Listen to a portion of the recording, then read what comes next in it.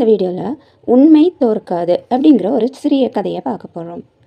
ஒரு ஒரு சின்ன கிராமம் ஒன்று இருக்குது. அதில் அருண் அப்படிங்கிற ஒரு மாணவன் வசித்து வந்தான். அவன் ரொம்ப நேர்மையாக இருப்பான், எல்லார்கிட்ட உண்மையே பேசுவான், நல்லா படிப்பான், எப்பவும் அவன் நல்லதே செய்ய விரும்புவான். ஆனால் அவனுடைய நண்பர்கள் எல்லாருமே இவன் இப்படி பண்ணுறதை பார்த்து சிரிக்க ஆரம்பித்தாங்க. நேர்மையா அப்படின்னு சொல்லிட்டு சிரிக்க ஆரம்பிச்சிட்டாங்க.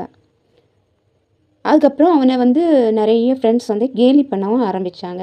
எப்போ பார்த்தாலும் நீ நேர்மையாகவே இரு அப்படின்ட்டு அவனை கேலி பண்ண ஆரம்பித்தாங்க. நாளைக்கு அவங்க ஸ்கூலில் ஒரு பெரிய நிகழ்ச்சி ஒன்று நடக்குது.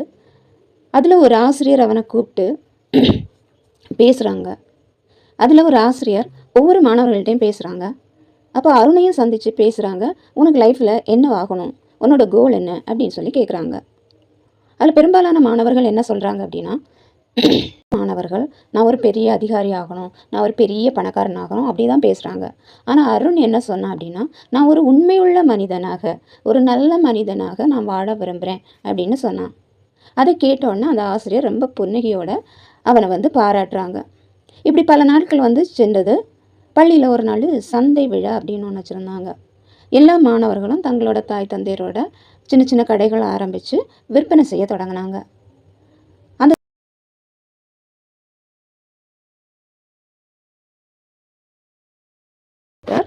தன்னோட பணப்பையை தொலைச்சிட்டு போயிட்டாரு.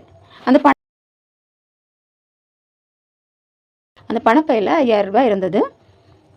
அதை கண்ட எல்லாருமே அதை எடுத்து வச்சுக்கலாம் அப்படின்னு சொல்லி நினச்சிட்டு இருந்தாங்க. ஆனால் அருண் என்ன செய்தான் அப்படின்னா, ஓடிப்போய் அந்த பணப்பையை எடுத்து தன்னோட ஆசிரியர் கையில் கொண்டு ஒப்படைச்சான். ஸோ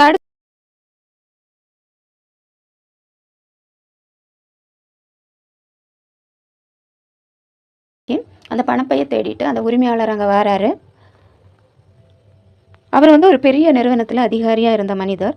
அந்த அருணோட நேர்மையை பார்த்து அவர் சொன்னார், உன்னோட நேர்மைக்காக நீ வளர்ந்த பிறகு என்னோட கம்பெனியில் உன்னை நான் அதிகாரி ஆக்குவேன் அப்படின்னு சொல்லி அவர் சொல்லிட்டு போனார். ஸோ இதை கேட்ட உடனே எல்லா ஸ்டூடெண்ட்ஸும் ஆச்சரியமாக அவனை பார்த்து அவனை பாராட்டினாங்க.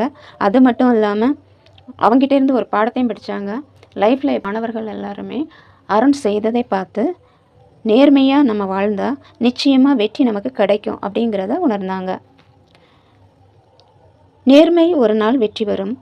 சிறு வயதிலிருந்து நேர்மையான வழியில் நடந்து கொள்வது வாழ்க்கையில் பெரிய வெற்றியை தரும்.